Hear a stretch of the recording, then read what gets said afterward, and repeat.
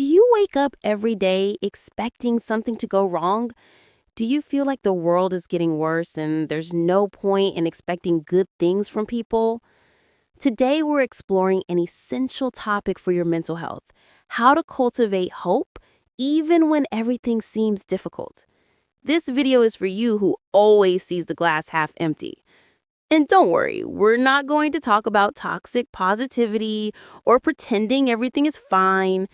We're going to use psychology to understand how to train your mind and not live at the mercy of pessimism.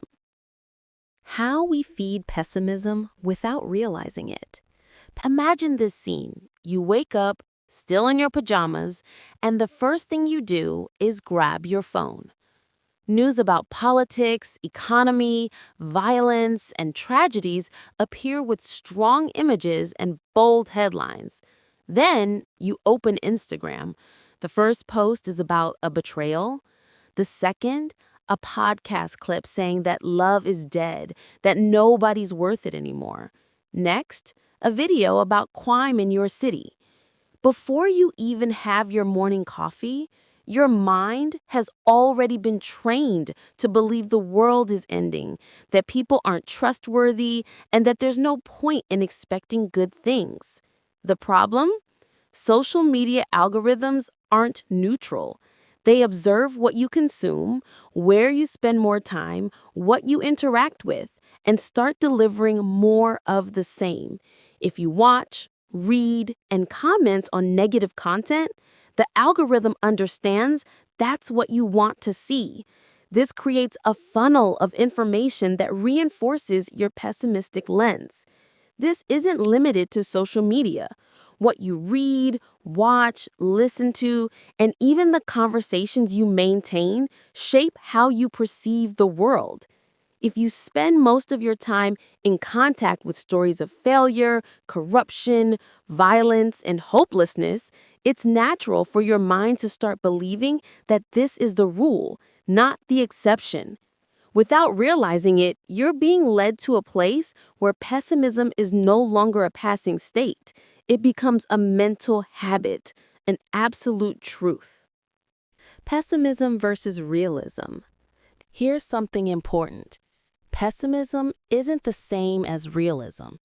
Many people say, I'm not pessimistic, I'm realistic. But there's a crucial difference. A realist recognizes problems but also sees solutions and the bright side.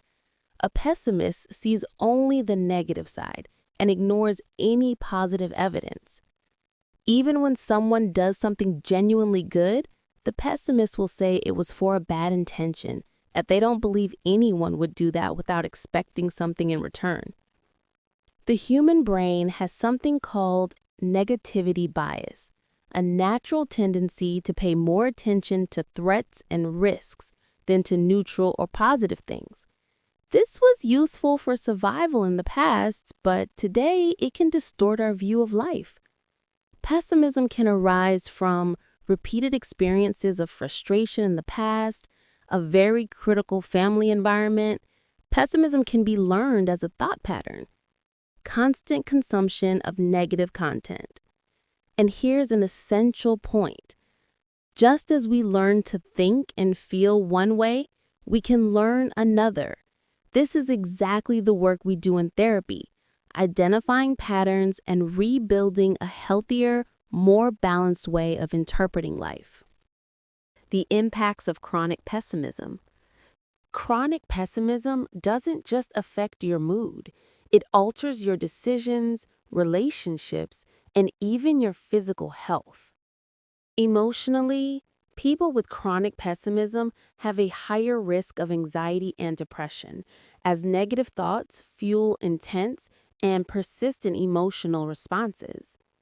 In relationships, it cultivates distrust, difficulty creating deep bonds, and a tendency to interpret neutral gestures as threatening or false. In physical health, a 2010 Mayo Clinic study showed that people with a more optimistic outlook had a 50% lower risk of premature death than those with a pessimistic outlook. even when accounting for age and pre-existing diseases. Pessimism is associated with higher levels of cortisol, the stress hormone.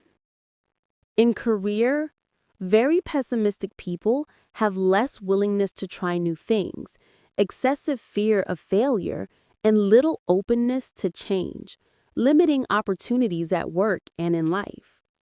These impacts don't emerge overnight. They accumulate until they shape your lifestyle and choices. Realistic hope versus naive hope. When we talk about cultivating hope, we're not talking about deluding yourself or pretending everything is fine. That would be naive hope, or what we call toxic positivity. Realistic hope acknowledges difficulties, but also actively seeks ways to overcome them. Think about it this way. If you can recognize everything that could go wrong, you can also train your brain to analyze scenarios that could go right. Have you ever thought about this? Okay, if everything goes wrong, but what if it goes right? Not everything, but some things. Isn't it worth trying anyway? American psychologist Martin Seligman developed the concept of learned optimism.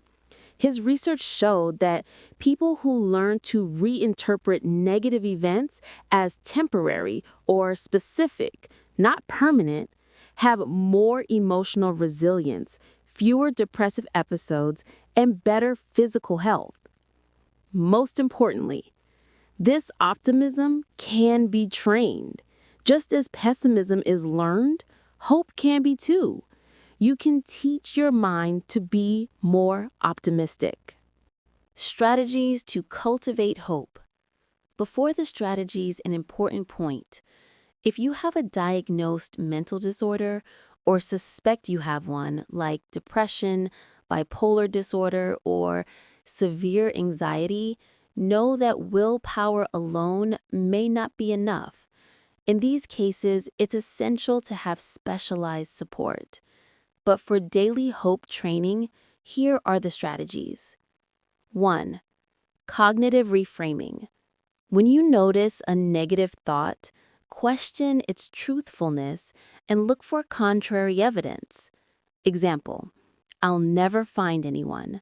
I'll never be happy in love. Question it. Why would I never find someone? So many people find someone, why not me? I'm still young, or even if I'm not, many people find someone after 40, 50. I can find someone if I stay open to it.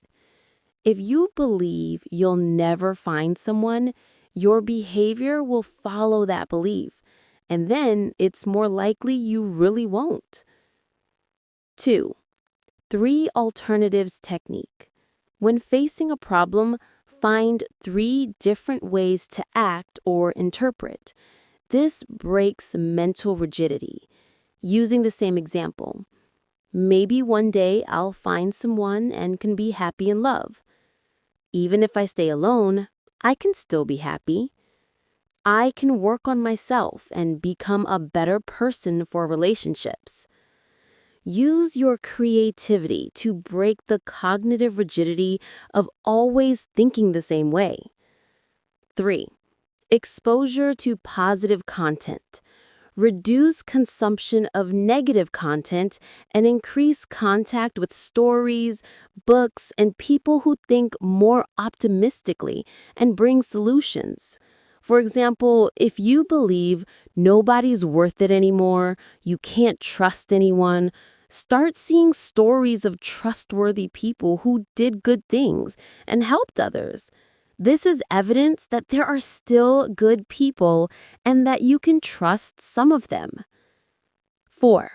Small daily wins. Set simple goals and accomplish them to generate internal confidence and a sense of gratitude. Pessimistic people often don't have the virtue of gratitude well developed. It's important to work on this.